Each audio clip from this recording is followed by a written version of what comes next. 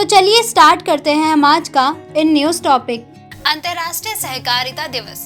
हाल ही में 100वां अंतर्राष्ट्रीय सहकारिता दिवस मनाया गया।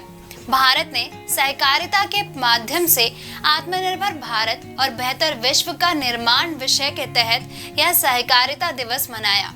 अंतर्राष्ट्रीय सहकारिता दिवस 16 दिसंबर 1992 को संयुक्त राष्ट्र महासभा द्वारा जुलाई के पहले शनिवार को अंतर्राष्ट्रीय सहकारिता दिवस के रूप में घोषित किया गया था। इस दिवस का उद्देश्य वैश्विक स्तर पर सहकारी समितियों को बढ़ावा देना और एक ऐसा वातावरण तैयार करना है जो उसके विस्तार और लाभ प्रदान करने की क्षमता को बढ़ावा दे। यह अवसर संयुक्त राष्ट्र द्वारा संबोधित प्रमुख मुद्दों से निपटने के साथ साथ अंतर्राष्ट्रीय स्तर पर सहकारी आंदोलन और अन्य कारकों के बीच गठबंधन को बढ़ाने एवं विस्तृत करने के लिए सहकारी आंदोलन के योगदान पर भी प्रकाश डालता है। अंतर्राष्ट्रीय सहकारिता दिवस का महत्व।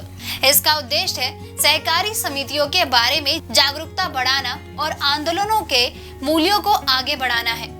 अंतर्राष्ट्रीय एकता, आर्थिक दक्षता, समानता, वैश्विक शांति। क्या है अंतर्राष्ट्रीय सहकारिता दिवस 2022 की थीम? सहकारिता एक बेहतर विश्व का निर्माण करती है। कॉर्पोरेटिव्स बिल्ड अ बेटर वर्ल्ड। क्या होती है सहकारी समितियां? सहकारी समितियां जन केंद्रित उद्यम है जिसका स्वामित्व, नियंत्रण और संचालन उनके सदस्यों द्वारा उनकी सामान्य आर्थिक, सामाजिक एवं सांस्कृतिक आवश्यकताओं तथा आकांक्षाओं को पूरा करने के लिए किया जाता है। सहकारिता लोगों को लोकतांत्रिक और समान तरीके से एक साथ लाती है। सदस्य चाहे ग्राहक हो, कर्मचारी हो, उपयोगकर्ता हो या निवासी हो। सहकारी समितियों का प्रबंधन लोकतांत्रिक तरीके से एक सदस्य एक वोट नियम द्वारा किया जाता है। उद्यम में किए गए पूंजी निवेश की परवाह किए बिना सदस्यों को समान मतदान अधिकार प्राप्त है।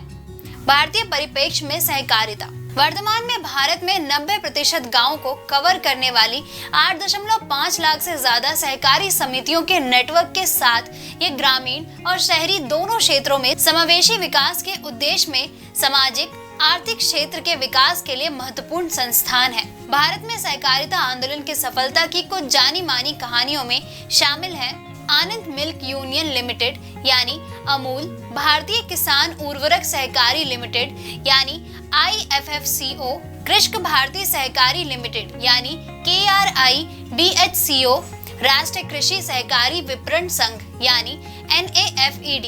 सहकारिता संबंधित सरकारी पहल। सहकारिता क्षेत्र को प्रोत्साहन देने के क्रम में केंद्र सरकार ने जुलाई 2021 में सहकारिता मंत्रालय की स्थापना की थी।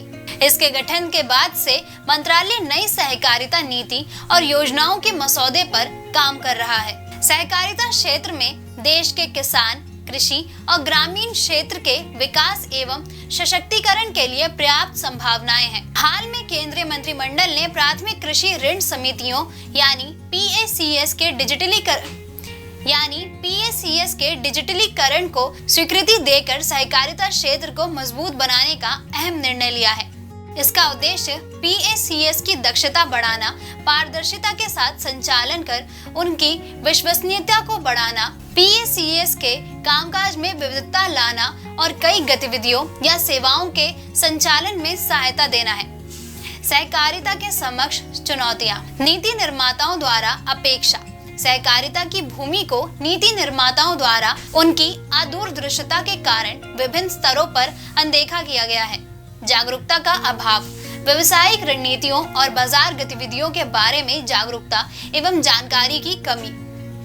वित्त पोषण और क्षमताओं की कमी। सार्वजनिक हो या निजी क्षेत्र, दोनों में ही इस क्षेत्र के प्रति विश्वास की कमी देखी गई है क्योंकि सहकारी समितियों के लिए बहुत कम या कोई वित्तीय सहायता उपलब्ध नहीं है जो उनकी क्षमता को नुकसान पहुंचाता है। बाजार के बारे में समझ की कमी और श्रमिकों में कौशल की कमी के कारण कई सहकारी समितियां खराब प्रदर्शन कर रही हैं और वांछित परिणाम देने में असफल रही है।